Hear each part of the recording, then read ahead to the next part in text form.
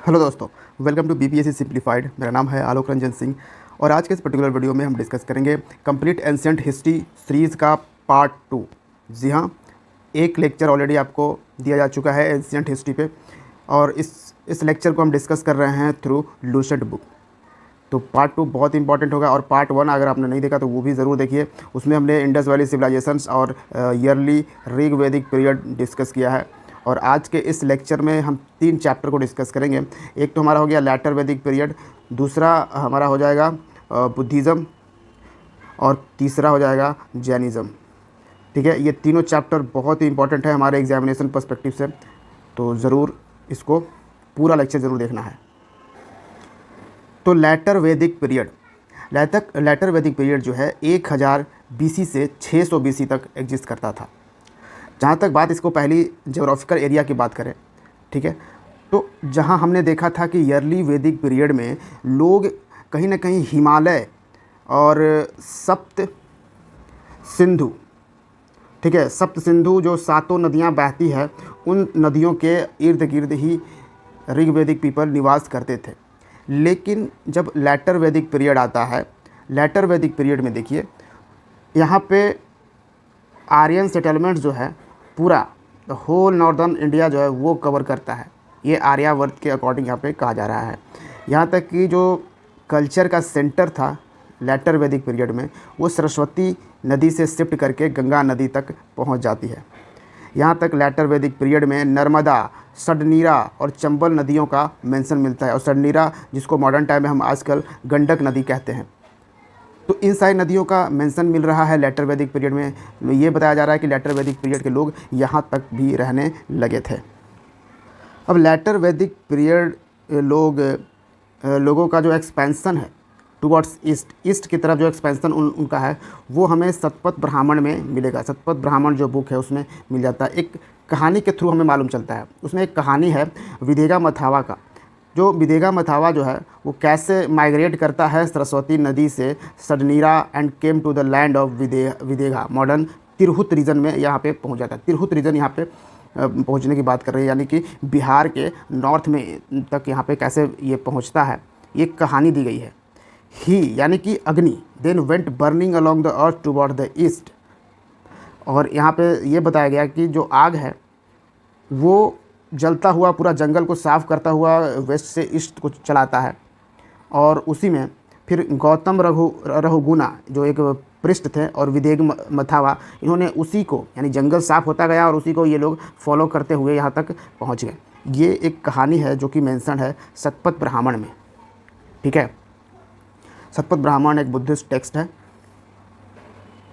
फिर आपको यहाँ पे बताता है कि एमर्जेंस ऑफ जनपद कुरु जो कि कॉम्बिनेशन होता है पुरुष एंड भारत का, Panchas combination of Turvashas and Krivis का, and Kashi etcetera in Doab region. ये सारे चीज़ों का मेंशन यहाँ पे मिलता है लैटर वैदिक पीरियड में। लैटर वैदिक literature mention Vindhya mountain, southern mountain, तो विंध्य माउंटेन का भी यहाँ पे मेंशन आपको देखने को मिल रहा है। और विंध्य माउंटेन जो कि सेंट्रल इंडिया में ये माउंटेन आपको मिलेगा, तो इसके बारे में भी लैटर वैदिक पीरियड में मेंशन मिलता है।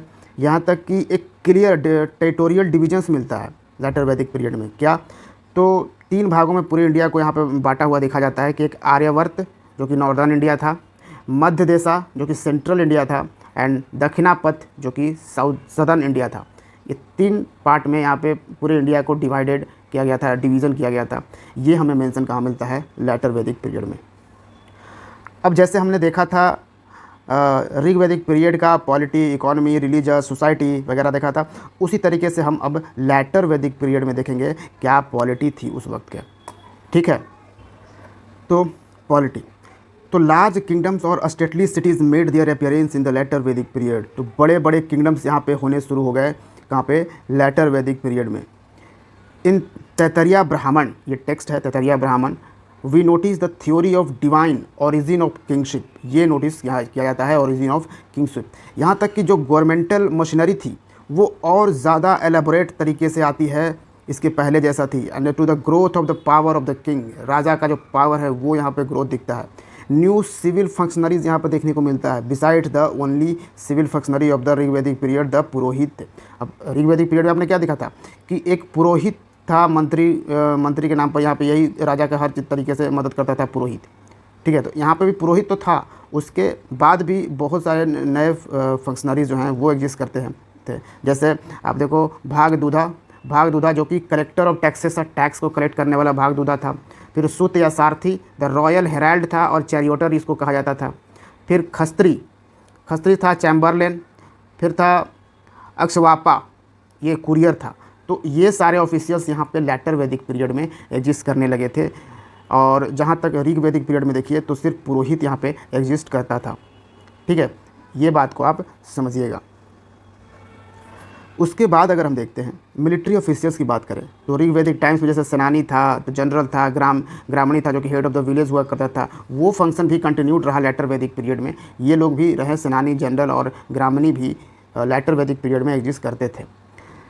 लेकिन ये जो पीरियड था, the period also saw the beginning of regular system of provincial government.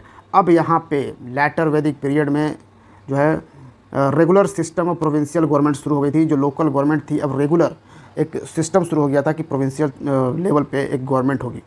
जैसे यहाँ पे एक आपको 3-4 तरह के ऑफिशियल्स मिलेंगे, जैसे स्थापति, फिर सतापति, अधिकृता और फिर उग्राज। ये 4 तरह के ऑफिशियल्स आपको यहाँ पे मिलने वाले हैं। ये जो हैं सतापति जो हैं ये एडमिनिस्ट्रेशन कहाँ करते थे, तो आउटलाइंग एरियाज़ ऑक्यूपाइड बाय एबओरिजिनल्स, जहाँ पे आदिवासी लोग रहा करते थे वो उनको एडमिनिस्टर करते थे, वहाँ पे प्रशासन व्यवस्था ये देखते थे सतापति। स्थापति ये देखते थे। यहाँ पे सतापति क्या करते थे, ये being put over the group of 100 villages, पूरे 100 गाँवों का जो है हेड हुआ करता था सतापति। ये उसको पूरा एडमिनिस्टर करता था, प्रशासन व्यवस्था चलाता था। फिर अधिकृता क्या करता था, ये गांव का ऑफिशियल्स हुआ करता था। उसके बाद उग्राज है, उग्राज उपनिषद में मेंशन हमें मिलता है और ये पुलिस ऑफिशियल्स हुआ करता था। तो ये 4 तरह के ऑफिशियल्स यहाँ पे देखने को मिलते हैं लेटर वैदिक पीरियड में। ठीक है, उसके बाद अगर आप देखिए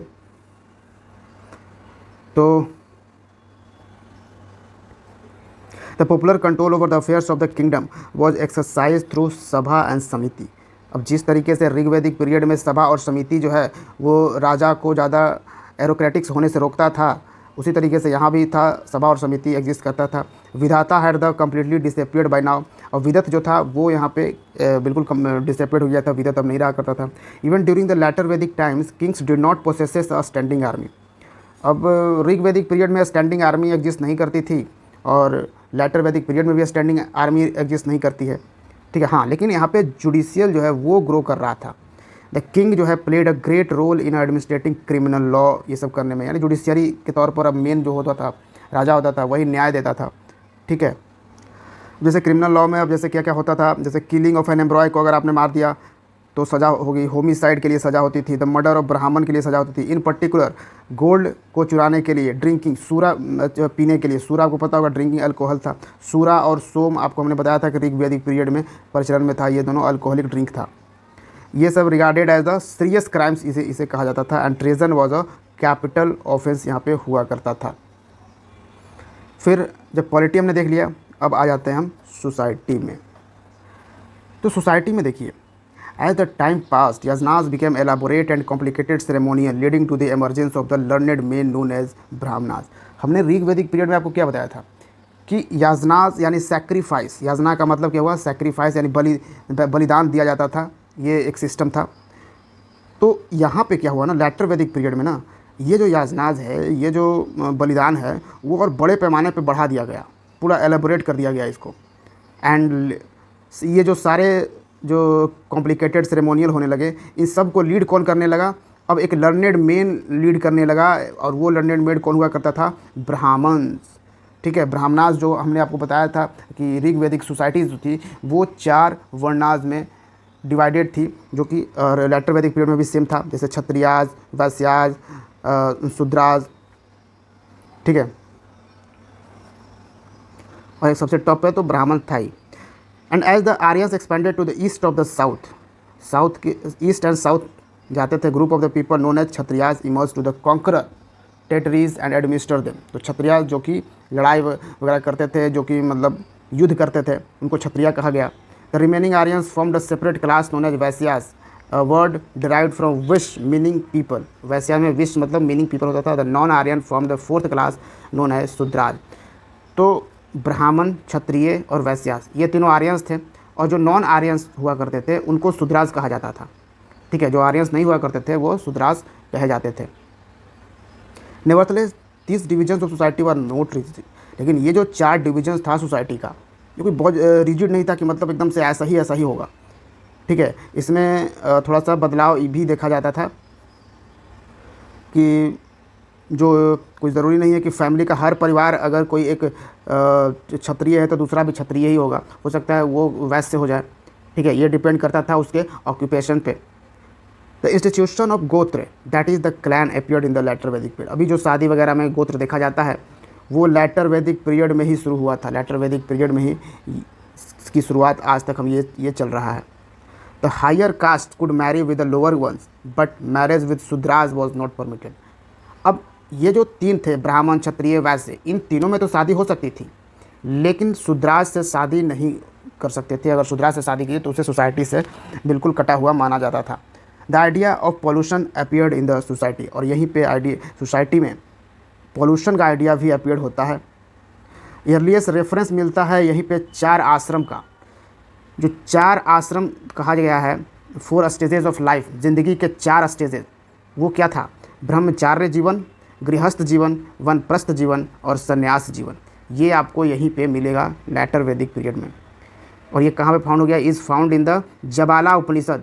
याद रखिए, ये 4 आश्रम के बारे में जबाला उपनिषद के बारे में ये मिला है। The ashram system was form to attain 4 purushartha, यानी धर्म, अर्थ, काम और मोक्ष। तो अगर आपको ये 4 पुरुषार्थ अटेन करना है, प्राप्त करना है, यानी कि या तो धर्म प्राप्त करना है, अर्थ, काम या मोक्ष की प्राप्ति करनी है, तो आपको ये 4 आश्रम से गुजरना होगा, ब्रह्मचार्य, गृहस्थ, वनस्पत या संन्यास जीवन से। ठीक है। The status of women declined. अब लेटर वैदिक पीरियड में जो वीमेन का स्टेटस था वो डिक्लाइन हो जाता है। देखिए, जो ऋग वैदिक पीरियड था ना, ऋग वैदिक पीरियड, ये वीमेन के लिए ना गोल्डन पीरियड था। इसके बाद विमेन का स्टेटस कंटिन्यूसली धीरे धीरे यहाँ पे डिक्लाइन होता चला गया। जो सोसाइटी सी मोर कंजर्वेटिव होती चली गई और विमेन का जो स्टेटस है वो डिक्लाइन होता चला गया था। ठीक है, तो विमेन के लिए जो बेस्ट पीरियड था वो था ऋग वैदिक पीरियड, यानी कि ईयरली वैदिक period. According to Aitareya Brahmana, a daughter is the sources of misery but a son is the protector of family. अब देखिए कैसे डिक्लाइन हो गया, इसका क्या एग्जाम्पल मिलता है? ऐत्रेय ब्राह्मण में इसका एग्जाम्पल मिलता है कि जो बेटी होती थी उसको दुख का कारण माना जाता था, और लड़का जो होता था वो फैमिली का प्रोटेक्टर होता था, वो फैमिली को का रक्षा करता था। फिर है according to Maitrayani Samhita, there are 3 evils हुआ करता था, जिसमें कि लीकर और साथ में वीमेन भी शामिल थे और डाइस। तो मैत्रेयानी संहिता की अगर हम बात करें तो 3 सोसाइटी में ईवल्स थे। इन तीनों ईवल्स में एक वीमेन को भी ईवल्स में ही शामिल किया गया था। ठीक है, तो लीकर, वीमेन और डाइस, ये 3 ईवल्स यहाँ पे लेटर वैदिक पीरियड में कहा गया है। दो monogamy, a man having 1 wife was the ideal, but polygamy, a man having more than 1 wife was frequent. Monogamy हालांकि था कि एक आदमी का एक ही वाइफ होगी, लेकिन एक आइडियल था, मतलब कि हाँ इतना ही होना चाहिए, लेकिन ऐसा नहीं था कि पोलीगैमी होता नहीं था। पोलीगैमी भी करता था, यानी कि एक आदमी एक से ज़्यादा वाइफ भी मतलब रखता था, शादी करता था। ठीक है, तो ये फ्रिक्वेंट भी था। फिर women were prohibited to attend political assembly. अब जो सभा एंड समिति जो हुआ करती थी, जो ऋग वैदिक पीरियड में ही शुरू हुई थी, सभा एंड समिति, ऋग वैदिक पीरियड में यहाँ पे वीमेन भी अटेंड करती थी इसको, इस सभा और समिति को। आपको पता हो इस सभा और समिति जो है वो कंट्रोल रखने का काम करता था राजा पे, कि राजा ज़्यादा ऑटोक्रेटिक ना हो। ठीक है, तो सभा एंड समिति में वीमेन भी पार्टिसिपेट करती थी, लेकिन लेटर वैदिक पीरियड में देखा गया कि यहाँ पे वीमेन को हटा दिया गया कि सभा एंड समिति में वीमेन पार्टिसिपेट नहीं करेगी, यानी कि कोई भी पॉलिटिकल असेंबलीज़ में अब वीमेन को पार्टिसिपेशन नहीं मिलेगा। ठीक है, तो इस तरीके से सोसाइटी में वुमेन का स्टेटस जो है वो गिरता चला गया। फिर आगे आपको देखो तो टाइप्स ऑफ हिंदू मैरिज, तो कई तरह के टाइप्स है हिंदू मैरिज के, जैसे ब्रह्म विवाह, दैव विवाह, अर्श विवाह, प्रजापात्य विवाह, गंधर्व विवाह, असुर विवाह, रक्षास विवाह, चाचा विवाह, और यहाँ पे है अनुलोमा विवाह और प्रतिलोमा विवाह। क्या है इसमें? ब्रह्म विवाह में giving the girl to a man with dowry, अगर दहेज के साथ अगर शादी कर रहे हैं तो ये ब्रह्म विवाह हो गया। Giving the girl to the priest himself lies of his fees. अब दैव विवाह में क्या हुआ कि आप अपनी लड़की को ब्राह्मण को ही दे दिया आपने, क्योंकि आप ब्राह्मण का फीस आप जुटा नहीं सकते, तो फीस के बदले अपनी बेटी दे दी, तो ये हो गया दैव विवाह। अर्थ विवाह क्या था? Giving the girl to a man after accepting a bride price, तो ब्राइड के प्राइस को एक्सेप्ट करने के बाद आपने गर्ल को दे दिया, तो ये अर्थ विवाह हो गया। Giving the girl to a man without demanding bride price, बिना ब्राइड प्राइस के अगर दे दिया तो ये प्रजापात्य विवाह हो गया। गंधर्व विवाह तो हो गया लव मैरिज, ठीक है, लव मैरिज को गंधर्व विवाह कहा जाता था। फिर marriage with a purchase girl, खरीदी हुई लड़की से शादी अगर आपने किया तो ये असुरा विवाह हो गया। और marriage with the daughter of a defeated king और विद किडनैप्ड गर्ल, पहले क्या होता था, राजा दूसरे की टेरिटरी को, यानी कि दूसरे राजा को हरा कर उसकी टेरिटरी पर कब्जा कर लेता था और साथ में उसकी बेटी हो या फिर उसकी बहन हो उस, या फिर इनफैक्ट वाइफ से भी शादी कर लेता था, तो उसको उससे अगर शादी कर लेते हैं, उसकी लड़की से अगर ऐसे शादी करते हैं तो वो राक्षसा विवाह हो गया, ठीक है। पैसाचा विवाह, ये क्या है? Marriage to a girl after seducing और रेपिंग हर, रेप करने के बाद अगर उसी लड़की से शादी करते हो तो वो पैसाचा विवाह हो गया।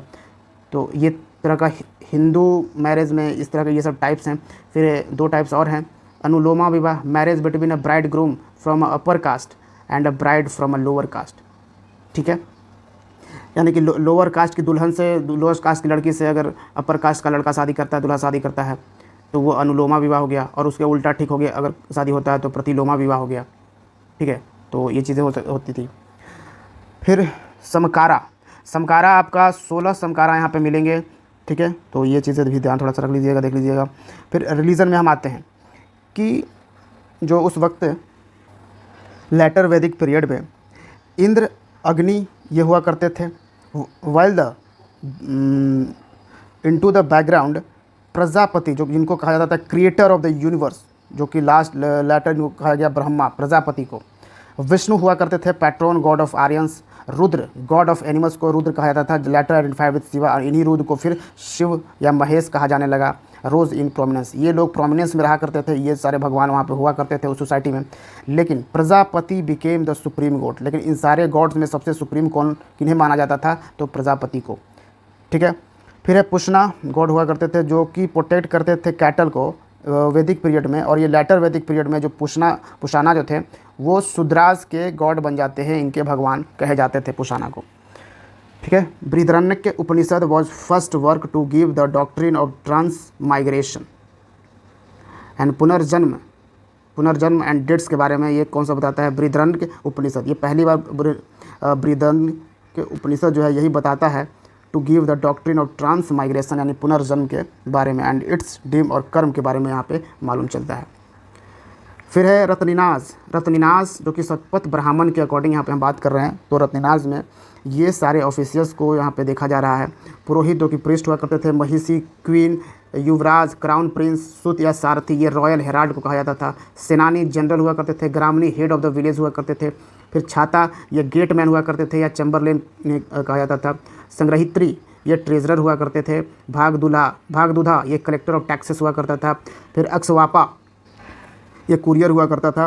एंड पालागला ये राजा के फ्रेंड हुआ करते थे, Palagala friend of king. Govikarta head of forest department. तो ये सारे ऑफिसियल्स जो हैं वो एग्जिस्ट करते थे लेटर वैदिक पीरियड में, ठीक है। तो नेक्स्ट पॉइंट है, जैसे हमने आपको बताया था सैक्रिफाइस के बारे में, यजनास के बारे में, तो अब क्या होने लगा कि the early simple ceremonial of Rigvedic period में जो बहुत ही सिंपल तरीके से सैक्रिफाइसेस और यजनास हुआ करता था छोटा मोटा, वो अब यहाँ पे बढ़ गया था। The services of many as 17 priest, अब ये याजनास जब होती थी तो 17 प्रिस्ट, 17 ब्राह्मण यहाँ पे यूज़ किए जाते थे, 17 पंडित यहाँ पे आते थे इस सैक्रिफाइस सेरेमोनियल को करने के लिए, ठीक है। In the later Vedas and Brahmanas sacrifices यानी याजनास केम इनटू प्रोमिनेंस। अब यहाँ पे देखिए, जैसे एक लघु याजनास हुआ करता था, महायाजनास हुआ करता था। 2 तरह के याजनास हुआ करते थे। लघु याजनास बिल्कुल सिंपल प्राइवेट सेक्रीफाइसेस था, जो कि घर वालों के द्वारा यहाँ पे परफॉर्म करती थी, जनता परफॉर्म करती थी। इसमें जैसे एग्जाम्पल में आ गया पंच महायाजना, ठीक है, अग्निहोत्रा, दर्श याजना, फिर यहाँ पे पूर्णमासा याजना। तो इस तरह का जो है वो याजना हुआ करता था। लेकिन एक होता था महायाजना जो कि ग्रैंड और रॉयल सेक्रीफाइस हुआ करता था, मतलब बलिदान हुआ करता था जो कि ग्रैंड एंड रॉयल तरीके से। And सेक्रीफाइसेज that could only be undertaken by the aristocratic and wealthy man. ये महायाजना जो है वो एरिस्टोक्रेटिक एंड वेल्दी मैन करता था। जैसे इसमें राजसूया याजनाज, फिर वाजपेया याजनाज, अश्वमेध याजनाज एंड अग्निस्तोमा याजना, ये सारी याजनाज जो है ये महायाजनाज में आते थे। इस तरह के याजनाज किए जाते थे। और लघु याजनाज में जो है वो घर वाले लोग करते थे, हाउस होल्डर लोग यहाँ पे करते थे छोटे तरीके से। फिर अगर आगे देखें आप, toward the end of Vedic period there was the emergence of a strong reaction against cults, rituals and priestly domination. अब जब वैदिक पीरियड ख़त्म हो रही थी तो वहाँ पे एक स्ट्रॉन्ग रिएक्शन निकल के आता है इन कल्ट्स और रिचुअल्स के अगेंस्ट और प्रिस्टली डोमिनेशन, जिसमें कि ब्राह्मणों का पूरा डोमिनेशन था, इसके अगेंस्ट यहाँ पे आता है। And reflection of this mood is found in Upanishad, और इन्हीं सब का मूल रिफ्लेक्शन जो है वो आपको उपनिषद में पढ़ने को मिलता है। फिर लैटर वैदिक पीरियड के इकोनॉमी की हम बात करें तो यहाँ पे land had now become more valuable than cows. अब वैदिक पीरियड में आपने क्या देखा था, इकोनॉमी में क्या हुआ था, काउज एंड गोल्ड यही तो मोस्ट इंपॉर्टेंट हुआ करता था, ठीक है। और कई जानवर का डोमेस्टिकेशन भी हुआ करता था, वो ज़्यादा इंपॉर्टेंट हुआ करता था। लेकिन यहाँ पे लैटर वैदिक पीरियड में लैंड बहुत ही ज़्यादा वैल्यू, क्योंकि लैंड भी हुआ करता था, ऐसा नहीं कि लैंड नहीं था, लेकिन लैंड का उतना ज़्यादा इंपॉर्टेंस, उतना ज़्यादा वैल्यू नहीं हुआ करता था ऋग वैदिक पीरियड में, जितना कि लैटर वैदिक पीरियड में लैंड ज़मीन का होने लगा। यानी अब ये गाय से भी ज़्यादा वैल्यूएबल चीज़ होने लगा लैंड। एग्रीकल्चर जो है वो रियरिंग ऑफ कैटल को रिप्लेस कर देता है। जहाँ आपने देखा ऋग वैदिक पीरियड के लोग इस पे ज़्यादा डिपेंड करते थे, यानी कि डोमेस्टिकेशन करते थे, कैटल का जानवर पालते थे, इस पे ज़्यादा जोर देते थे, जो कि अब इसमें एग्रीकल्चर पे डिपेंड कर रहे हैं और इसको इन्होंने रिप्लेस कर दिया है। The plough was at times drawn by 24 oxen, और जो हल होता था, हर जोता जाता था, 24 बैल मिलकर यहाँ पर जोतता था। इनफैक्ट मैन्योर, खाद का यहाँ पे जानकारी मिल गई थी लैटर वैदिक पीरियड के लोगों को। फिर वही rice, barley, beans, sesame and wheat were cultivated. Production of goods advanced as indicated by new occupations. नए ऑक्यूपेशंस के भी इजाद हुए लेटर वैदिक पीरियड में, जैसे फिशरमैन यहाँ पे बनने लगा, washerman, dyers, door keepers and footman. ये सारे जॉब्स जो हैं वो अलग तरीके से यहाँ पे ऑक्यूपेशंस क्रिएट होने लगे।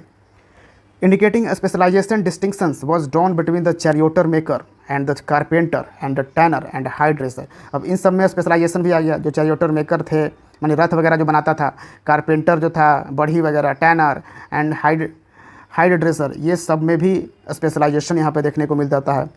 Considerable advance was made in the knowledge of metals. अब मेटल्स के नॉलेज में भी एडवांसमेंट आता है। Mention of tin, silver and iron was made apart from gold and Ayaz. Gold और अयास के अलावा अब यहाँ पे टीन और सिल्वर, आयरन का भी मेंशन यहाँ पे मिलता है।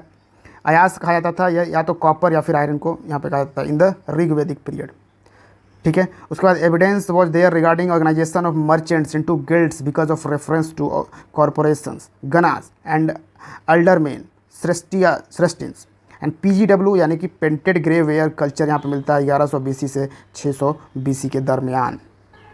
अब देखिए लैटर वैदिक पीरियड खत्म हो गया। लूसेंट में यहाँ पे क्या किया है कि महाजनपद पीरियड यहाँ पे अब दे दिया, इसके बाद दिया गया है, ठीक है। और फिर बीच में आपको दे देगा बुद्धिज़्म और जैनिज़्म। तो हमने क्या किया है ना कि यहाँ लैटर वैदिक पीरियड पढ़ने के बाद हम लोग बुद्धिज़्म और जैनिज़्म पढ़ लेते हैं, उसके बाद ये पूरा पीरियड हम लोग पढ़ेंगे, क्योंकि बीच में जैनिज़्म और बुद्धिज़्म दे दिया है और बाद में फिर आपको मौर्य पीरियड शुरू करेगा। देखो यहाँ पे, जैसे यहाँ पे देखो बुद्धिज़्म यहाँ से शुरू कर दिया, ठीक है। और लास्ट में बुद्धिज़्म और जैनिज़्म के ख़त्म होने के बाद आपका शुरू कर देगा मौर्य पीरियड शुरू कर देगा ये लोग। मतलब इनफैक्ट ये लोगों ने अपने उस क्रोनोलॉजिकल अकॉर्डिंग लिखा है, लेकिन हम लोग ये चैप्टर वाइज से पढ़ लेंगे तो ज़्यादा हम लोगों को ना बेटर हो जाएगा।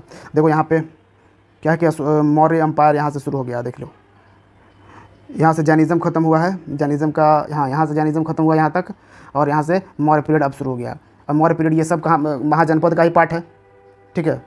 तो ये सारा कुछ हम महाजनपद के साथ ही पढ़ेंगे, मौर्य पीरियड वगैरह ये सब कुछ। तो इसके पहले हम लोग क्या करते हैं ना, बुद्धिज़्म और जैनिज़्म को डिस्कस कर लेते हैं आज के इस लेक्चर में, ठीक है। कहाँ से स्टार्ट हो रहा है, तो यहाँ से स्टार्ट हो रहा है। तो आ जाता है रिलीजियस मूवमेंट। रिलीजियस मूवमेंट जो है वो 600 BC से 400 BC तक चला। अब देखिए एक रिलीजियस मूवमेंट हमारा मिडाइवल में भी चला था, रिलीजियस मूवमेंट। और फिर आपको मिलेगा मॉडर्न हिस्ट्री में भी आपको रिलीजियस मूवमेंट एंड रिफॉर्म मिलेगा। उसी तरीके से रिलीजियस मूवमेंट ये एंशियंट हिस्ट्री में ये चला था 600 बीसी से 400 बीसी तक। क्या कारण था ये रिलीजियस मूवमेंट का, यानी कि जब हम एंशियंट इंडिया में देखें तो आखिर ये रिलीजियस मूवमेंट शुरू हुआ क्यों था। तो बहुत सारे रिलीजन्स मूवमेंट आए, जैसे बुद्धिज़्म, जैनिज़्म, ये इनका ग्रोथ हुआ जब वैदिक पीरियड खत्म होता है उसके बाद।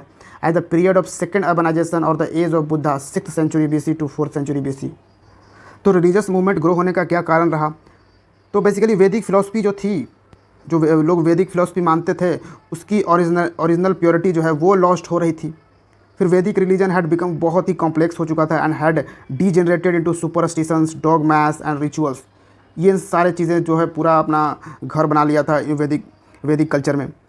फिर ऊपर से ब्राह्मण्स का, सोसाइटी में ब्राह्मण्स का डोमिनेशन देखा गया, सुप्रीमेसी देखने लगा। और उसके बाद फिर क्षत्रिय में अनरेस्ट आ गया अगेंस्ट द ब्राह्मणिकल डोमिनेशन, कि हर बात पे, हर चीज़ पे सोसाइटी में जो है ब्राह्मण्स का ही डोमिनेशन है, हर चीज़ बिना ब्राह्मण्स के पूछे कर ही नहीं सकते हैं।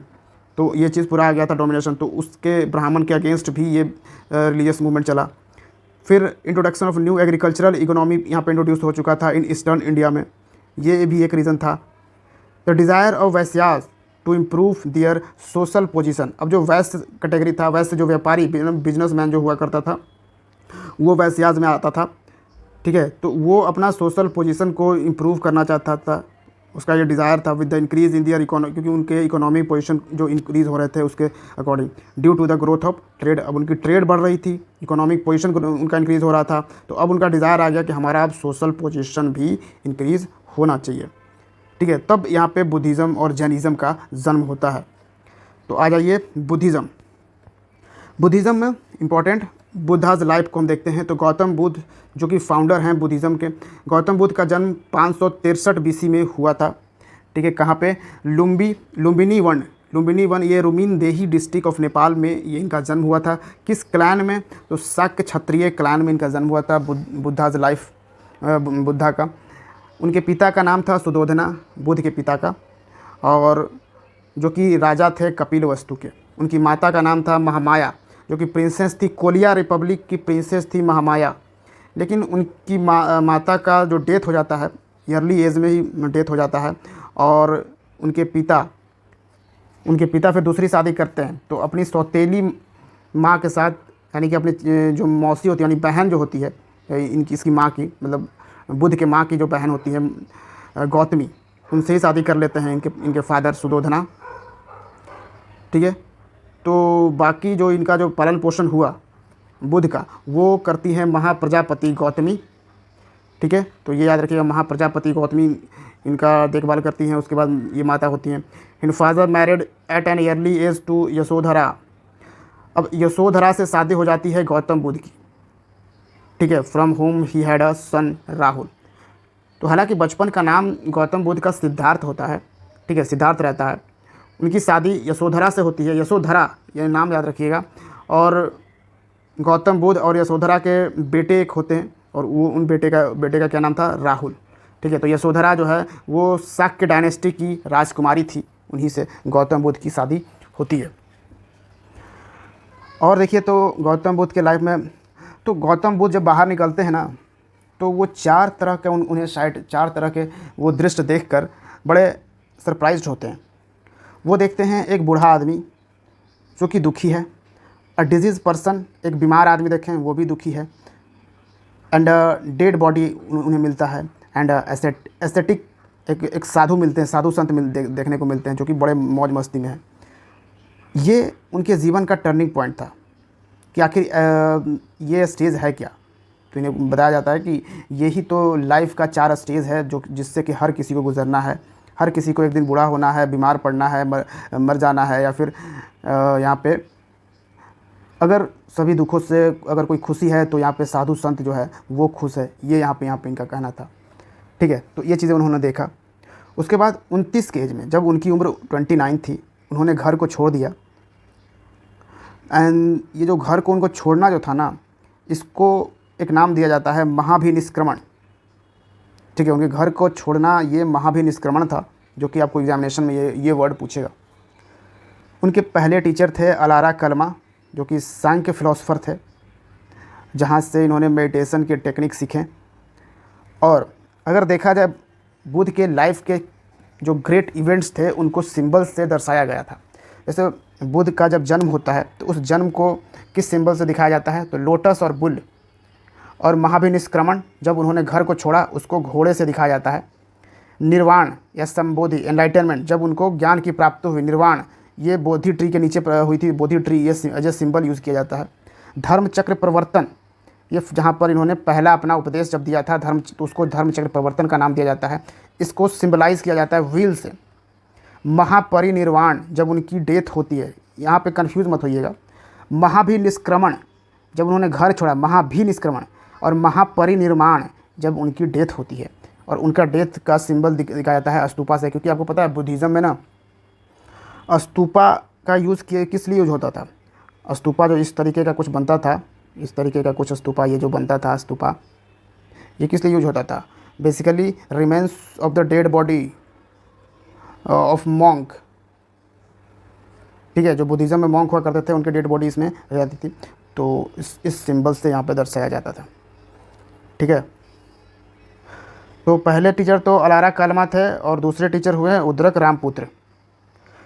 फिर जब इनका एज 35 था, under a peepal tree at Uruvela, Bodh Gaya, पीपल पेड़ के नीचे, on the bank of river, Niranjana नदी के किनारे, निरंजना नदी जिसको हम फल्गु नदी के नाम से भी आज हम जानते हैं, ठीक है, गया में, बिहार के गया में। ही अटेंड निर्वाण, जहाँ पे इनको निर्वाण की प्राप्ति होती है, एनलाइटनमेंट मिलता है, ज्ञान प्राप्त करते हैं। और after 49 days of continuous meditation, now he was a fully enlightened Buddha और तथागत। अब वो पूरी तरीके से एनलाइटेंड हो चुके थे, उनको ज्ञान की प्राप्ति हो चुकी थी, बुद्धा और तथागत ये हो चुके थे। बुद्ध ने, जैसे हमने आपको बताया कि पहला अपना जो श्रमण देते हैं, पहला जो अपना उपदेश देते हैं वो सारनाथ में देते हैं, ठीक है, डियर पार्क में, अपने 5 चेले के 5 डिसाइपल्स को। And this is known as the Dharma Chakra Pravartan, turning of the wheel of law. जब वो मरते हैं 80 के एज में, 483 BC में उनकी डेथ होती है बुद्ध की, कुशीनगर में। कहाँ पे? कुशीनगर में होती है, identical with the village Kasia in Kushinagar district, Uttar Pradesh के कुशीनगर डिस्ट्रिक्ट में उनकी डेथ हो जाती है। And this is known as Mahaparinirvana, इसको महापरिनिर्वाण कहा था, यानी फाइनल ब्लोइंग आउट। यहाँ पे जो हिंदी वर्ड, ये जो वर्ड यूज़ किया गया है ना संस्कृत टाइप का, महापरिनिर्वाण, ये वर्ड ही आपका काम आने वाला है एग्जामिनेशन पॉइंट ऑफ व्यू से। फिर देखिए बुद्ध के घोड़े का नाम, जब वो घर से बाहर निकले थे ना, बाहर गए थे ना, मतलब कि घर को छोड़ा था उन्होंने, तो एक घोड़े पे निकले थे, तो उस घोड़े का क्या नाम है, ये नाम पूछा जाता है। कंथका, यहाँ पर देख लीजिए, कंथका नाम था। चन्ना जो था ये बुद्धा का चैरियोटर था, जो रथ चलाता था। एंड देवदत्त जो था वो बुद्धाज कजिन थे। And Sujata the farmers daughter who gave him rice milk, Buddha को बोध गया में राइस मिल्क देता है जो फार्मर्स की बेटी होती थी, सुजाता। ठीक है, and other names of Buddha, Buddha का दूसरा नाम जैसे गौतम उनका नाम था, क्लैन नेम था, सिद्धार्थ उनके चाइल्डहुड नाम था, और शाक्य मुनि भी, यहाँ पे गौतम बुद्ध का ही नाम था। अब बुद्धिज़्म में देखिए तो 4 नोबल ट्रूथ्स हुआ करते थे। ठीक है, 4 नोबल ट्रूथ्स हैं, चत्वारी आर्य सत्यानी इसको कहते हैं। और ये 4 नोबल ट्रूथ्स क्या हैं कि life is full of sorrow, ज़िंदगी में दुख ही दुख है। ठीक है, यानी कि सबम दुखम, there are causes of sorrow, और सभी दुखों का कोई ना कोई कारण है, दुख समुदय। फिर this sorrow can be stopped, और ये दुख हम ख़त्म कर सकते हैं दुखा निरोध से, यानी निर्वाण प्राप्त करके। There is path of leading to the cessation of sorrow, दुख निरोध, यानी कि सॉरो को ख़त्म करने का एक ही मार्ग है, एक ही रास्ता है, वो है अष्टांगिका मार्ग। क्या है? ये सारे जो जीवन में दुख हैं उन दुखों को ख़त्म करने का क्या मार्ग है? अष्टांगिका मार्ग। और वो अष्टांगिका मार्ग क्या है आपका? यहाँ देखिए, अष्टांगिका मार्ग 8 फूड पाथ, जिसमें कि right observation, right determination, right speech, right action, right livelihood, right exercise, write memory and right meditation, ये सारे करके आप अष्टांगिका मार्ग पे चल सकते हैं। अब यहाँ पे कुछ नोट में दिया गया कि Pratitya Samutpada is also known as Hetuvada, जो कि theory of cause and effect है। And Sanbhanga Vada theory of moment train और टैरिनेस है, इम्परमानेंस है। और यहाँ पे कहा गया है कि जो डिज़ायर है यही रूट कॉज है सौरों का, दुखों का कारण ही इच्छा है। And ultimate aim of life to attain Nirvana, the eternal state of peace and bliss, which means liberation from the cycle of birth and death. तो जन्म अब निर्माण प्राप्त करने का मतलब है कि आप एक तरह से मोक्ष प्राप्त कर रहे हैं, यानी कि बिल्कुल आपको बिल्कुल आज़ादी मिल चुकी है जन्म और मृत्यु से, उस साइकिल से आप बिल्कुल आज़ाद हैं, कोई आपको दिक्कत नहीं है। फिर एक मध्य मार्ग, मध्यम प्रतिपदा, the middle path, the man should avoid both extremes, that is the life of comforts and luxury and life of severe asceticism. मध्य मार्ग क्या है? इसमें है कि एक पर्सन को ना दोनों चीज़ अवॉइड करनी चाहिए, मतलब दोनों एक्सट्रीम चीज़ अवॉइड करनी चाहिए। पूरी तरीके से आपको बिल्कुल कंफर्ट जोन में नहीं चला जाना है, और कंफर्ट जोन यानी फिर बिल्कुल लग्जरी लाइफ नहीं जीना है, और ना ही बहुत ही ज़्यादा एसेटिज़म में चले जाना है, बहुत ही ज़्यादा खुद को एकदम कठिनाई पहुंचा रहे हैं, एकदम से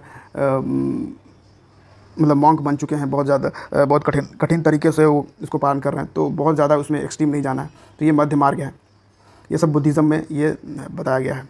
फिर देखिए यहाँ पे त्रिरत्न है, यानी 3 ज्वेल्स ऑफ बुद्धिज़्म है। यहाँ पे हमने क्या देखा था? 4 नोबल ट्रूथ, 4 नोबल ट्रूथ हैं बुद्धिज़्म में, और बुद्धिज़्म में 3 ज्वेल्स ऑफ बुद्धिज़्म भी हैं, बुद्धा, धर्मा, संघा। बुद्धा यानी कि द एनलाइटेंड, धर्म यानी कि डॉक्ट्रिन, और संघ यानी कि कम्युनिटी। ये 3 ज्वेल्स ऑफ बुद्धिज़्म है, ठीक है, याद रखिएगा। देखिए 3 ज्वेल्स ऑफ जैनिज़्म भी आएगा, हम उसको भी डिस्कस करेंगे। यहाँ पे 3 ज्वेल्स ऑफ बुद्धिज़्म है, बुद्धा, धर्मा, संघा। तो नेक्स्ट आ जाते हैं। तो नेक्स्ट देखिए, तो 4 बुद्धिस्ट काउंसिल ऑर्गेनाइज़ किए गए हैं, 4, याद रखिएगा। इतिहास में 4 बुद्धिस्ट काउंसिल ऑर्गेनाइज़ किए गए हैं। 4 बुद्धिस्ट काउंसिल किस ईयर में किए गए हैं, वेन्यू क्या था, कहाँ पे किए गए हैं, फिर उस वक्त चेयरमैन कौन थे, और पैट्रॉन मतलब कि कौन रूलर हुआ करता था, और सारे जो बुद्धिस्ट काउंसिल हुए, उन बुद्धिस्ट काउंसिल में रिज़ल्ट क्या निकल के आया, उसमें हुआ क्या था। तो ये सारा चीज़ यहाँ पे दिया गया है इस टेबल में, और ये टेबल बहुत ही इंपॉर्टेंट है हमारे एग्जामिनेशन पर्सपेक्टिव से। तो फर्स्ट बुद्धिस्ट काउंसिल जो है 483 BC में ऑर्गेनाइज़ किया जाता है सतपर्णी के राजगृह में, ठीक है। तो आप इतना भी याद रखिएगा कि राजगृह में, जो आज राजगीर आप कहते हो, एंशियंट टाइम में उसी को राजगृह कहा जाता था। तो राजगृह में पहला बुद्धिस्ट काउंसिल ऑर्गेनाइज़ किया गया। इस काउंसिल के चेयरमैन थे महाकश्यपा, याद रखिएगा, महाकश्यपा इसके चेयरमैन थे। इसके पैट्रोन राजा कौन हुआ करते थे? अजातशत्रु के टाइम में ये ऑर्गेनाइज़ किया गया था। हर्यंक डायनेस्टी का रूलर था अजातशत्रु, ठीक है, बिंबिसार का बेटा था अजातशत्रु। यहाँ पे हुआ क्या था फर्स्ट बुद्धिस्ट काउंसिल में?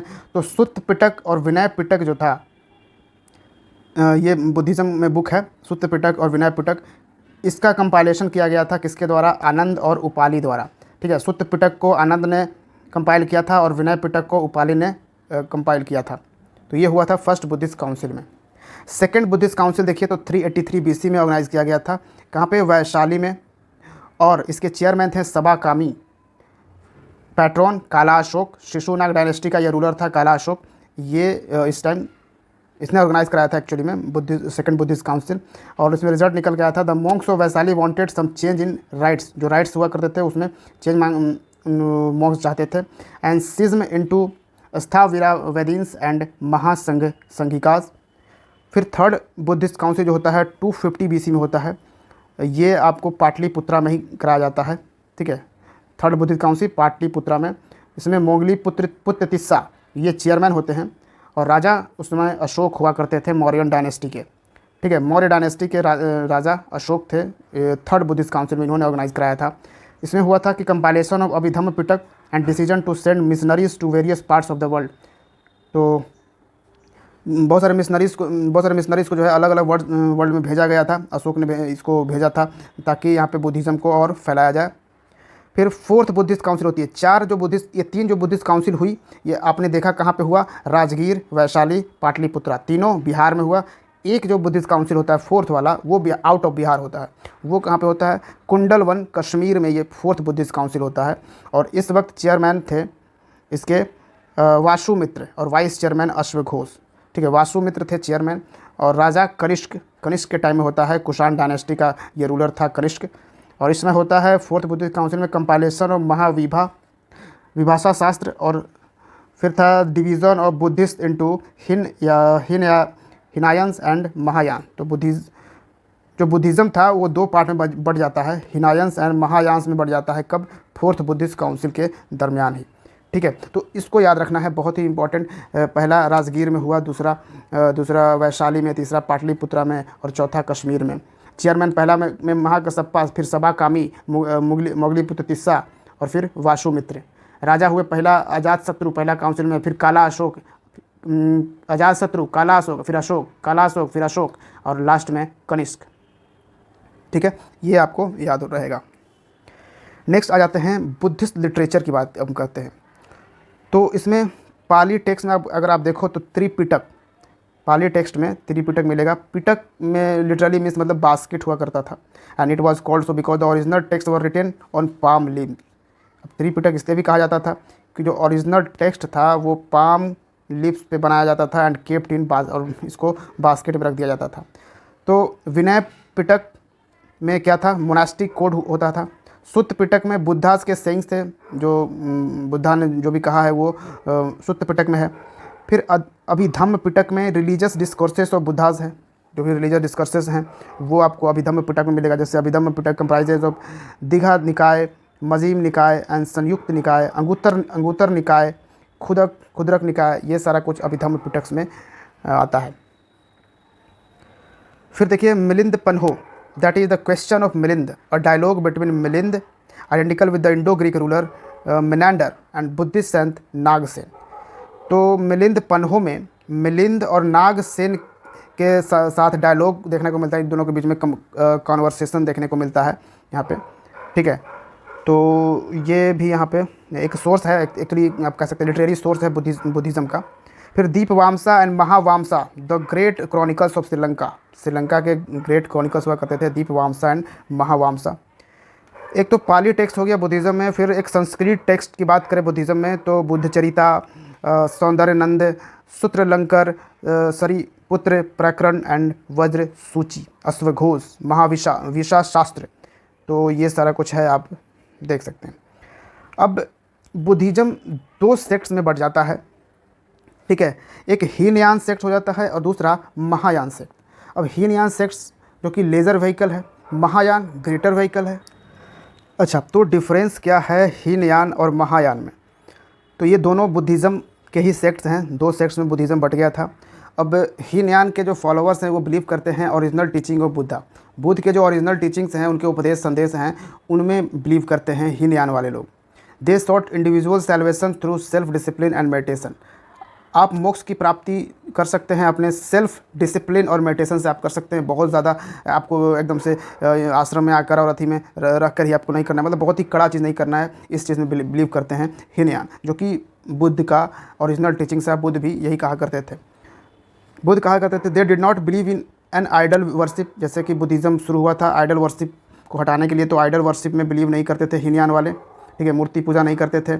और हीनयान पाली लैंग्वेज में यहाँ पे बात करते थे, and it is known as the southern Buddhist religion. लेकिन हीनयान को सदर्न बुद्धिस्ट रिलीजन कहा जाता था because it prevailed in the south India, जैसे कि Sri Lanka, Burma, Myanmar, Thailand, Java, इन सब जगहों पे ज़्यादा फेमस हुई थी हीनयान सेक्ट ऑफ बुद्धिज़्म। ठीक है, there were two sub sects of Hinayana के दो सब सेक्ट्स भी हैं, वैभाषिका और स्वतंत्रिका। वहीं महायान को अगर आप देखो तो इनके जो फॉलोअर्स हैं वो हेवनली नेस ऑफ बुद्धा पर बिलीव करते हैं, यानी कि स्वर्ग की बात यहाँ पे करी जा रही है। The sort the salvation of all through the grace and help of Buddha and Bodhisattva. तो यहाँ पे आपको मोक्ष की प्राप्ति करने के लिए आपको बोधिसत्वा को फॉलो करना पड़ेगा, यानी कि grace and help of Buddha, Buddha का grace and help of Buddha and Bodhisattva आपको पालन करना होगा, तब जाकर आपको मोक्ष की प्राप्ति होगी। ये महायान का कहना है। महायान जो है वो आइडल वर्शिप में बिलीव करता है, यहाँ पे मूर्ति पूजन यहाँ पे होती थी। तो यहाँ पे आप देख सकते हो कि बुद्धिज़्म जो शुरू हुआ था आइडल वर्शिप के अगेंस्ट में, तो यहाँ पे महायान में आइडल वर्शिप ही शुरू कर दिया गया। फिर जो महायान थे फेवर्ड संस्कृत लैंग्वेज, बुद्ध ने शुरू किया था पाली लैंग्वेज में बताना सबको शुरू किया था, अपना उपदेश देना शुरू किया था, जबकि महायान को फॉलो करने वाले जो लोग थे वो संस्कृत लैंग्वेज इन्होंने शुरू कर दिया। And it is known as the northern Buddhist religion. और ये नॉर्दर्न पार्ट में, इंडिया के नॉर्थ पार्ट में ये शुरू होने लगा, इसका फेमस होने लगा because it prevailed in the northern India, that is China, in northern India, north of India actually में चाइना, कोरिया, जापान एक्सेट्रा, इन देशों में महायान फैला। And there were two sub sects of Mahayana के भी दो सब सेक्ट्स है, मध्यमिका शून्यवाद जिसको फाउंड किए थे नागार्जुन ने, और योगचार या फिर विजननावाड़ा इसको फाउंड किए थे मैत्रेयनाथ और उनके चेला ने, डिसाइपल असंगा ने। तो ये हीनयान और महायान में डिफरेंस था। ठीक है, या 2 सेक्ट तो आपने देखा। एक और सेक्ट था बुद्धिज़्म का जो कि ज़्यादा फेमस नहीं हुआ, जैसे था वज्रयान, ठीक है। It's followers believed that salvation could be best attained by the acquiring the magical power which they could वज्र। तो मैजिकल पावर अगर मतलब जादू टोना ये सब मिल जाता है तो आप यहाँ पे सैल्वेशन प्राप्त कर सकते हैं, मोक्ष प्राप्त कर सकते हैं, ये वज्रयान के लोग मानते थे।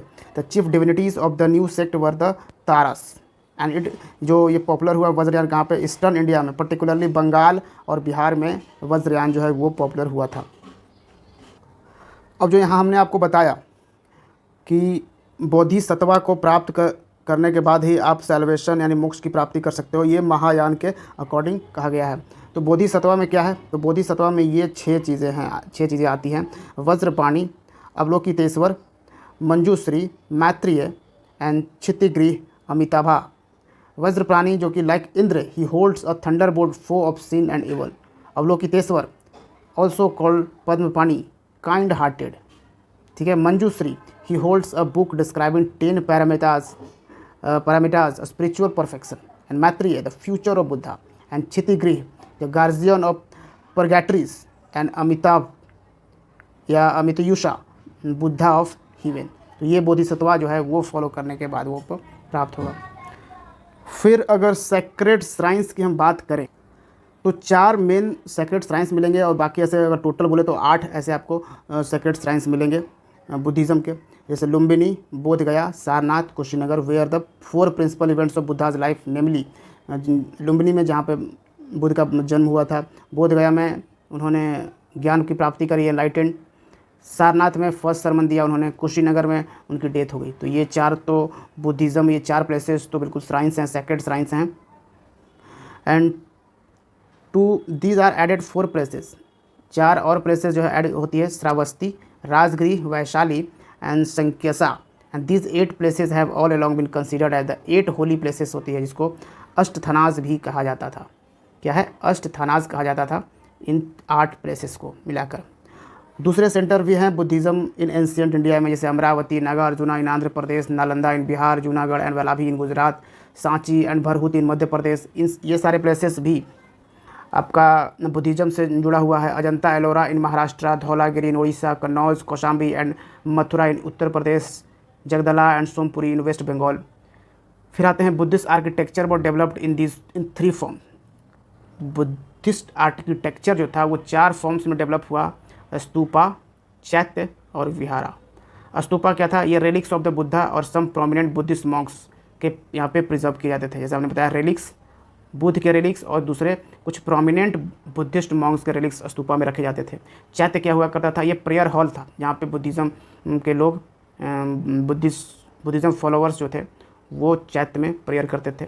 विहारा ये रेसिडेंस हुआ करता था, मोनास्ट्रीज हुआ करता था। विहारा जो है वो बुद्ध में जो मॉन्क हुआ करते थे, साधु संत, उनके रहने का जगह होता था। इसी विहारा से जो मतलब हमारे राज्य का नाम बिहार से, मतलब विहारा से ये कन्वर्ट हो गया है बोलते बोलते बिहार में, ठीक है। तो इस चीज़ को भी ध्यान रखिएगा। फिर आगे आ जाते हैं तो बुद्धिस्ट यूनिवर्सिटी की बात करें और इसके ये कहाँ पे बेस्ड है और फाउंडर कौन थे इस यूनिवर्सिटी के। तो बुद्धिस्ट यूनिवर्सिटी आपको ये सब मिलेंगे। नालंदा यूनिवर्सिटी जो कि वडगांव बिहार में आपको मिलेगा, ये इसको कुमार गुप्त फर्स्ट ने, गुप्ता रूलर ने फाउंड किया था। उदंतपुरी बिहार शरीफ में मिलेगा आपको, ये गोपाल राजा ने किया था, ये पाल रूलर ने किया था। विक्रमशिला जो बकी भागलपुर में आपको मिलेगा, ये धर्मपाल ने किया, इसका फाउंड किया था इसको। और सोमपुरी ये नॉर्थ बंगाल में आपको मिलेगा, इसको भी धर्मपाल ने फाउंड किया था। जगदल इसको ये भी बंगाल में मिलेगा, ये भी बुद्धिस्ट यूनिवर्सिटी है, इसको रामपाल जो कि पाल रूलर है इसको इस्टेब्लिश किया था। एंड वलाभी आपको गुजरात में मिलेगा, ये भी वलाभी जो है ये बुद्धिस्ट यूनिवर्सिटीज़ है। वलाभी बुद्धिस्ट यूनिवर्सिटी ये गुजरात में आपको मिलेगा। ये भत्तरका इसके फाउंडर थे, या भत्तरका ये मैत्रक रूलर थे। और कुछ रॉयल पैट्रॉन्स देखा जाए कि जब बुद्धिज़्म एग्जिस्ट कर रहा था, यानी बुद्धिज़्म जब चल रहा था, फैल रहा था, उस वक्त कौन कौन से राजा हुआ करते थे। तो बिंबिसार अजातशत्रु मगध के रूलर, प्रसेनजीत कौशल के ruler, Udayan Vatsa ruler, Pradyot Avanti ruler and Ashoka and Dasharatha Mauryan ruler, Milind Menander ये Indo Greek ruler, Kanishka Kushan ruler and Harshavardhan Vardhana ruler, and Gopal, Dharmapal and Rampal, ये सब सारे पाल रूलर्स हुआ करते थे।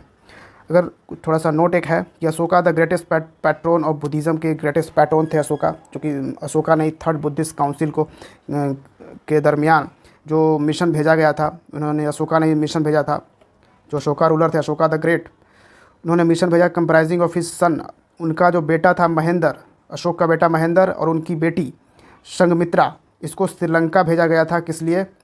तो बुद्धिज़्म को स्प्रेड करने के लिए, बुद्धिज़्म को फैलाने के लिए। फिर कनिष्क जो कि चौथे बुद्धिस्ट काउंसिल को ऑर्गेनाइज़ किया था, उन्होंने मिशन भेजा था चाइना, कोरिया और जापान को बुद्धिज़्म को फैलाने के लिए। बंगाल के पाल रूलर जो थे, बंगाल और बिहार के, were the last great patrons of Buddhism थे। ठीक है, ये पूरा कंप्लीट हो जाता है यहाँ पर आपका बुद्धिज़्म।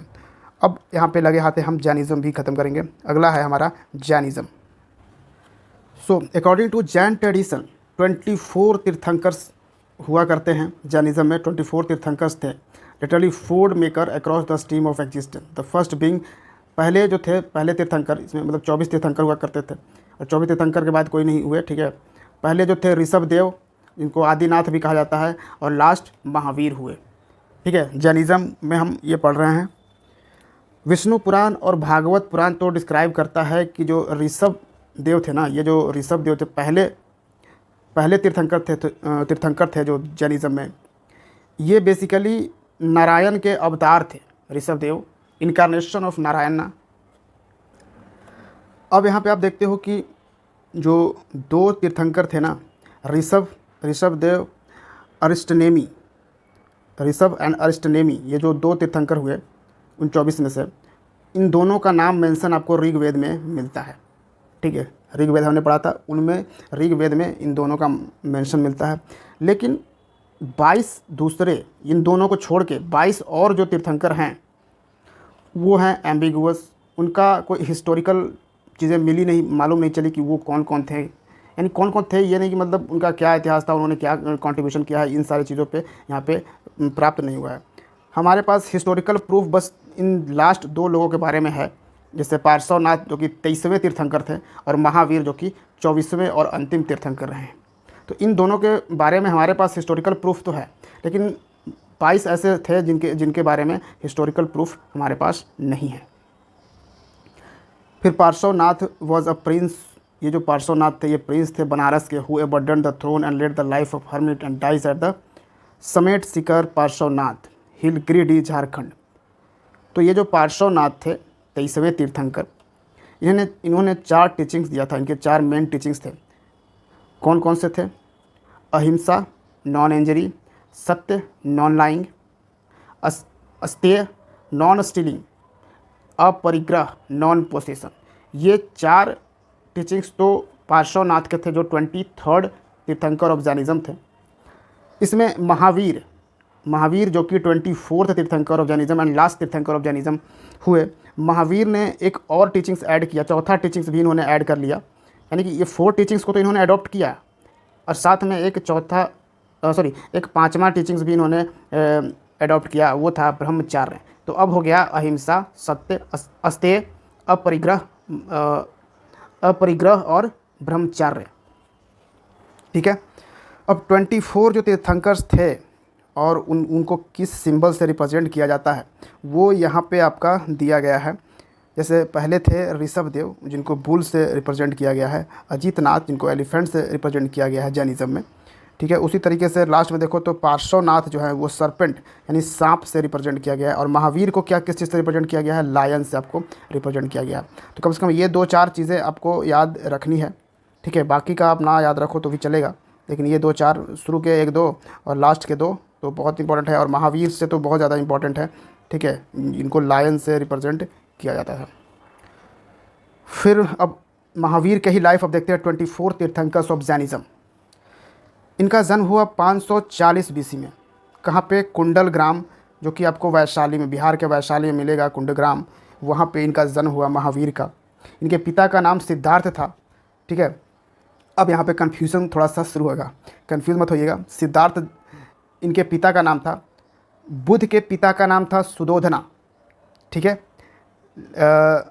लेकिन बुद्ध का जो बचपन का नाम था वो सिद्धार्थ था, लेकिन महावीर के पिता का नाम था सिद्धार्थ। ठीक है, अब कोई कन्फ्यूज़न नहीं। और ये जो सिद्धार्थ थे ये जनत्रिका क्षत्रिय क्लैन से बिलोंग करते थे, अंडर वज्जी ऑफ वैशाली के अंडर आते थे। और इनकी माता, महावीर की जो माता थी त्रिशला, वो बहन थी चेतक की। चेतक कौन थे? चेतक थे वैशाली के राजा। तो आप यहाँ से ये भी देख सकते हो कि महावीर जो थे ना, ये जो 24 तीर्थंकर्स ऑफ जैनिज्म, ये रिलेटेड थे बिंबिसार से, बिंबिसार के रिलेशन में आ जाते थे। क्योंकि मगध का रूलर जो बिंबिसार थे, हरियंक डायनेस्टी के बिंबिसार, इन्होंने शादी की थी चेलना से।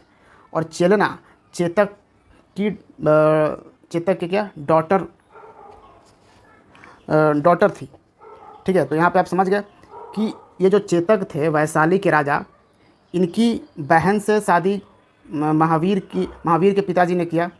और इनके बेटी से शादी किया था किसने? ये बिंबिसार ने। ठीक है, चेतक के बहन और चेतक की बेटी, याद रखिएगा। उसके बाद महावीर का शादी हो गया यशोदा से। अब यहाँ भी थोड़ा सा कन्फ्यूज़न रहेगा आपको। यशोदा यहाँ पे बोला जा रहा है कि महावीर की शादी किससे होती है? यशोदा से। नाम में बड़ा कन्फ्यूज़न है, आपको मैं यहाँ पे क्लियर करूँगा। लेकिन बुद्ध का शादी होता है, गौतम बुद्ध का, वो यशोधरा से। ठीक है, यशोधरा। और महावीर का शादी होता है यशोदा से। ठीक है, यशोदा जो कि डॉटर थी समरवीरा किंग की एंड प्रोड्यूस्ड अ डॉटर।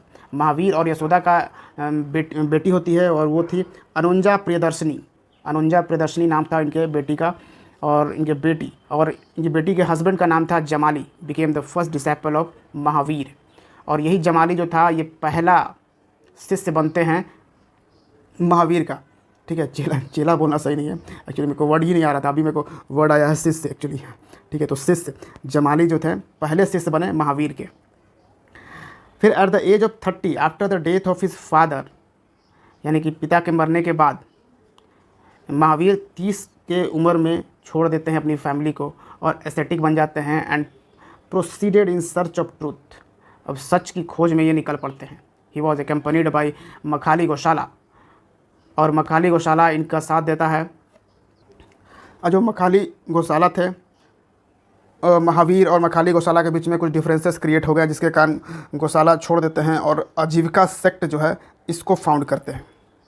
और फिर 42 के एज में, ठीक है, देखिए 35 के एज में गौतम बुद्ध को ज्ञान की प्राप्ति हो गई थी। लेकिन महावीर को ज्ञान की प्राप्ति कब हुई? 42 के एज में। किस पेड़ के नीचे? साल ट्री के नीचे। लेकिन गौतम बुद्ध को पीपल के ट्री के नीचे हुआ था। और ये यहाँ पे महावीर को कहाँ पे? जंबिका ग्राम में on the bank of river Rijupalika नदी के किनारे महावीर ने कैवल्य अटेंड किया था। वहाँ पे हम लोग क्या वर्ड यूज़ करते थे कि उन्होंने अटेंड किया है निर्वाण। बुद्धिज़्म में बुद्ध ने क्या अटेंड किया था? तो निर्वाण अटेंड किया था, एनलाइटेंड हुए थे। लेकिन यहाँ महावीर ने क्या अटेंड किया? तो महावीर मतलब जैनिज़्म में क्या कहा गया? इसको कैवल्य कहा गया, और ये सुप्रीम नॉलेज यहाँ पे कहा गया। From now onwards he was called Kevalin. अब जब कैवल्य उन्हें प्राप्त हो चुका था तो अब उन्हें कैवलिन कहा जाने लगा, यानी परफेक्ट लर्नेड कहा जाने लगा। जीना और Jitendriya, one who conquered his senses, उनको जीना और जितेंद्रिया भी कहा जाने लगा, जिन्होंने अपने सेंसेस पे काबू कर लिया, अपने ज्ञानेंद्र पे काबू कर लिया है। फिर नृग्रंथ, फ्री फ्रॉम ऑल बोन्स, नृग्रंथ भी कहा जाने लगा उन्हें, यानी कि ये सब उन्हीं को बोला जाने लगा। जब महावीर जो है वो कैवल्य प्राप्त कर लेते हैं तो उन्हें कैवलिन, जिन यानी जितेंद्रिया, या फिर नृग्रंथ भी कहा जाने लगा। नृग्रंथ यानी कि फ्री फ्रॉम ऑल बॉन्ड, सभी बॉन्ड से, सभी रिलेशन से वो मुक्त हो चुके थे। अरहंत कहा जाने लगा, यानी ब्लेस्ड वन। फिर महावीर कहा अल्टीमेटली उनको महावीर कहा जाने लगा। The brave and his followers were named Jain, और उनके फॉलोअर्स जो होने लगे उनको जैन कहा जाने लगा। और यही जैन से जैनिज़्म का यहाँ पे विकास हुआ। तो महावीर ने अपना पहला सरमन कब दिया, मतलब कहाँ पे दिया? तो पावा में दिया था, पावापुरी में। टू हिज 11 डिसाइपल्स को इन्होंने दिया था, और बुद्ध ने 5 डिसाइपल्स को दिया था। अपने 5 शिष्यों को पहला सरमन दिया था, और पहला सरमन बुद्ध ने सारनाथ में दिया था। ठीक है, तो हाँ, Mahavira known as 11 Gandharas and Gandharas. Later he founded a Jain sangh, Jain संघ को यानी जैन कम्यून को फाउंड करते हैं पावा में। और 72 के एज में इन 468 BC महावीर की डेथ हो जाती है पावापुरी में, नियर बिहार शरीफ, बिहार में, बिहार के बिहार शरीफ में पावापुरी में उनकी डेथ हो जाती है। Sudharma, only one of 11 Gandharas who survived after the death of Mahavira. जो 11 डिसिपल्स थे महावीर के, उनमें से एक अभी तक उनके मरने के बाद जीवित था, वो था सुधर्मा। फिर अब यहाँ पे देखिए डॉक्ट्रिन ऑफ जैनिज्म की बात करें तो त्रिरत्न, यहाँ पे 3 जेम्स ऑफ जैनिज्म यहाँ पे कहा जाने लगा। ठीक है, क्या है 3 जेम्स ऑफ जैनिज्म? क्या है? सम्यक श्राद्ध यानी कि राइट फेथ, सम्यक ज्ञान राइट नॉलेज, सम्यक कर्म right action and right conduct, and it is the practice of 5 वाउज of Jainism. तो जो राइट एक्शन राइट कंडक्ट कैसे आपको माना जाएगा कि आप राइट एक्शन कर रहे हैं, राइट कंडक्ट है आपका, तो आप अगर 5 वाउज ऑफ जैनिज्म जो है वो फॉलो करते हो तो माना जाएगा। ठीक है, तो त्रिरत्न अगर आपको जैनिज्म का पूछेगा क्या है, तो right faith, right knowledge and right action, आपको ये 3 जेम्स ऑफ जैनिज्म बताना है। फिर आ जाता है पंच महाव्रतास, यानी यही है 5 वाउज ऑफ जैनिज्म, जो कि हमने आपको अभी बताया कि राइट कंडक्ट कैसे आपको देखा जाएगा। तो ये 5 वाउज ऑफ जैनिज्म फॉलो अप करते हो तो क्या क्या है? अहिंसा, नॉन इंजरी, सत्य, अस्तेय, अपरिग्रह एंड ब्रह्मचार्य। ये चारों है वाउज ऑफ जैनिज्म। यही जो टीचिंग्स था, जो 23rd तीर्थंकर्स ऑफ जैनिज्म के का टीचिंग्स था, 4 टीचिंग्स था, इसमें एक महावीर ने ब्रह्मचार्य को ऐड किया और टोटल अब हो गया 5 टीचिंग्स। इसी टीचिंग्स को बाद में 5 वाउज ऑफ जैनिज्म कहा जाने लगा। ठीक है, फिर है टाइप्स ऑफ नॉलेज। तो there are 5 types of knowledge: माटी ज्ञान, श्रुत ज्ञान, अवधि ज्ञान और मन पर्याय ज्ञान, ये 4, और 5वां है केवल ज्ञान। ये सारा जो है 5 तरह का ज्ञान होना चाहिए। फिर Syadvada, that is the theory of may be perhaps, जो है all our judgments are necessarily relative, conditional and limited. तो एक स्यादवाद का यहाँ पे जन्म होता है, the theory of may be और परहैप्स। इसने कहा था कि सभी जो जजमेंट्स हैं हमारे, वो ज़रूरी है कोई रिलेटिव, कंडीशनल और लिमिटेड हो। According to Syadvada 7 modes of prediction, जैसे Saptabhangi are possible, absolute affirmation and absolute negation both are wrong. दोनों ही रॉन्ग है, एब्सोल्यूट अफर्मेशन या फिर absolute negation. All judgments are conditional हुआ करते हैं। Syadvada is also known as the Anekantavada. तो स्यादवाद को ही बाद में अनेकांतवाद के नाम से जाना जाने लगा। That is the theory of plurality और मल्टी साइडनेस। ठीक है, the principles of Jainism as preached by Mahavira. Mahavira ने जो प्रीच किया था प्रिंसिपल्स ऑफ जैनिज्म, वो क्या था? Rejected the authority of Vedas and वैदिक रिचुअल्स। तो जैनिज्म ने क्या कहा? तो महावीर ने कहा कि जो वेद के रिचुअल्स हैं, वेद मतलब पूरा वेद को ही इन्होंने रिजेक्ट कर दिया और वैदिक रिचुअल्स को एकदम से नकार दिया। ये पहला महावीर ने किया। दूसरा, did not believe in existence of God. ये गॉड के एग्जिस्टेंस में बिलीव नहीं करते थे। ये दूसरा ये प्रीच्ड कहिए, टीचिंग्स कहिए। Believed in karma and transmigration of soul. Karma और पुनर्जन्म में यहाँ पे विश्वास बताया जा रहा है कि विश्वास था। तो जैनिज्म में ये याद रखिएगा कि जैनिज्म में जो है कर्मा और पुनर्जन्म में विश्वास था। Karma on transmigration of soul. Led great emphasis on equality. इसमें महावीर ने इक्वालिटी पे ज़्यादा जोर दिया। तो ये 3 प्रिंसिपल प्रीच्ड बन गई जैनिज्म के। ठीक है, ये 3 एक्चुअली 4, तो ये 4 याद रखिएगा। आगे है अच्छा, 2 जैन काउंसिल हुआ। जैसे आपने देखा 4 बुद्धिस्ट काउंसिल हुआ था, लेकिन यहाँ पे 2 जैन काउंसिल हुआ। इसके ईयर हैं, वेन्यू हैं, चेयरमैन, पैट्रोन और रिजल्ट क्या था। तो फर्स्ट जैन काउंसिल 300 BC में हुआ था, पाटलिपुत्रा में ऑर्गेनाइज किया गया था। चेयरमैन थे स्थूलभद्र और उसमें राजा थे चंद्रगुप्त मौर्य। इसमें कंपाइलेशन ऑफ 12 अंगाज हुआ। सेकंड जैन काउंसिल में 512 AD में हुआ। देखिए यहाँ पर 300 BC से अब हम AD में आ चुके हैं। वेन्यू वलाभी था और चेयरमैन यहाँ पे देवरधि छमस रमन। रिजल्ट क्या था? Final compilation of 12 Angas and 12 उपंगास। तो ये ध्यान रखिएगा। उसके बाद जैन लिटरेचर में अगर आप देखो तो sacred literature of Shvetambaras is written in a type of Prakrit. तो जैनिज्म क्या था? प्राकृत में लिखा गया था, called Ardhamagadhi Prakrit and may be classified as. और ये जो अर्धमगधी प्राकृत था वो क्लासिफाइड किया गया था 12 अंगाज में, 12 उपंगाज में, 10 परिकरनाज एंड 6 चेदसूत्राज एंड 4 मूल सूत्राज एंड 2 सूत्र ग्रंथ, ये यहाँ पे किया गया था। फिर नोट में अगर देखिए तो 14 Purvas and Parvas, it is the part of 12 Angas and the oldest text of Mahavira preachings. Beside this important Jain text में आप देखो तो कल्प सूत्र जो कि संस्कृत में लिखा गया है और भद्रबाहु ने लिखा है, और भद्रबाहु चरिता परिशिष्ट प्रवाण एंड अपेंडिक्स ऑफ त्रिशस्यिका पुरुष, जिसको हेमचंद्र ने लिखा है। अब जैसे हमने सेक्ट्स ऑफ पढ़ा, ये बुद्धिज़्म, महायान और हीनयान, और फिर एक यजयान जो पढ़ा था, और यहाँ पे सेक्ट्स ऑफ जैनिज़्म पढ़ेंगे। सेक्ट्स ऑफ जैनिज़्म में आप अगर देखो तो 298 बीसी की बात करें, एक स्टोरी थोड़ी सी है। 298 बीसी में there was a serious famine in the Magadh. Magadh में बहुत बड़ा एकदम गंभीर अकाल पड़ा। अब साउथ बिहार की हम यहाँ पे बात कर रहे हैं, साउथ बिहार में, leading to a great exodus of many Jain monks, जिसके कारण जो जैन मॉन्क्स रहा करते थे वो डेक्कन को चले गए, यानी कि साउथ इंडिया में वो चले गए, श्रवण बेलगोला में चले गए, along with Bhadrabahu and Chandragupta Maurya, Bhadrabahu और चंद्रगुप्त मौर्य के साथ। अब फमाइन, अब ये जो अकाल जो पड़ा था अब ये ख़त्म हो जाता है। 12 साल के बाद ये लोग लौटते हैं, भद्रबाहु और चंद्रगुप्त मौर्य ये सब। तो leader of the group which stayed back at the Magadha was Sthulabhadra. अब ये भद्रबाहु जब यहाँ पर मगध को लौटते हैं तो यहाँ पर देखते हैं कि यहाँ पे मतलब जैनिज़्म का एक पूरा ग्रुप का जो लीडर थे वो बन चुके थे स्थूलभद्र।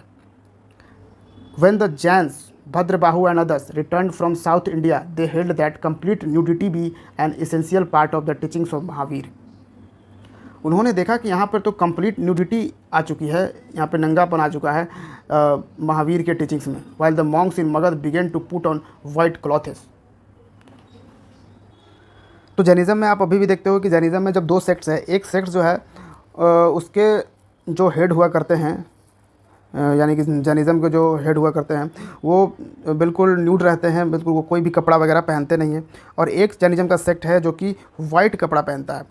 ठीक है, तो उसी टाइम से ये सेक्ट्स ऑफ जैनिज़्म जो है वो बढ़ गया जाता है। एंड अरोज द 2 सेक्ट श्वेतांबर्स, एक सेक्ट था श्वेतांबर्स, दूसरा दिगंबर्स।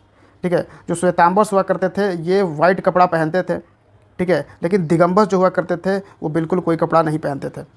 ठीक है, तो Shvetambaras those who put on white robes, तो श्वेतांबर्स को लीड कौन कर रहे थे? श्वेतांबर्स को फाउंड किसने किया था? स्थूलभद्र ने।